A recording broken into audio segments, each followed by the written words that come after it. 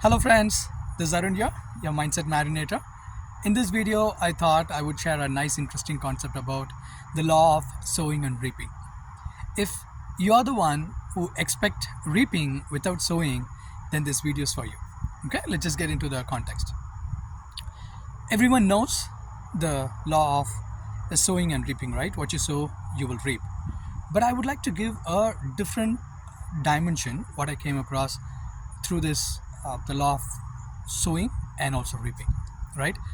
But before getting into that, I would like to share a simple prelude of what people normally expect, right?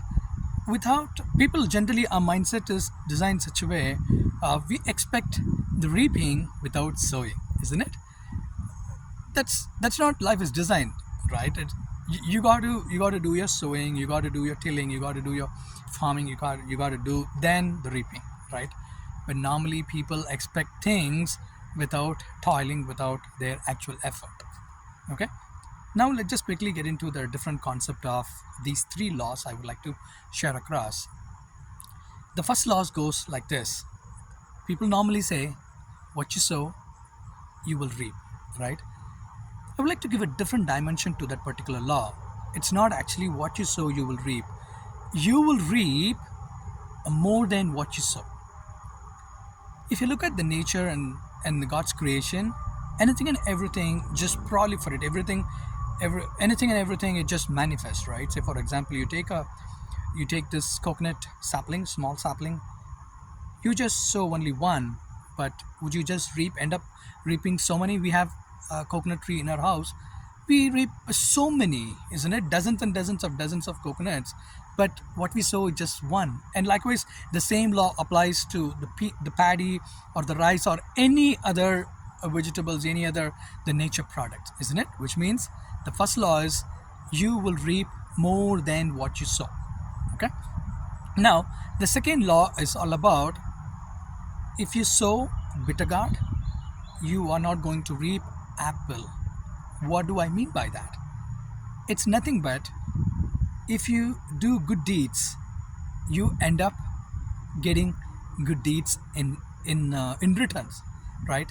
Or rather, in simple terms, you do good, good follow. You do bad, evil follow.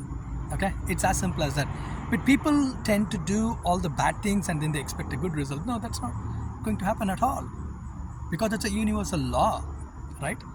And the third is, people say, you know what, Arun, just sowing, reaping, toiling, farming, it's all too much painstaking work. I'm not going to do anything, but I would just simply sit quiet. Even if you are such a person, just to warn you, just to remind you, the third law is nothing but, even if you don't sow, you will end up reaping the thing which you don't want.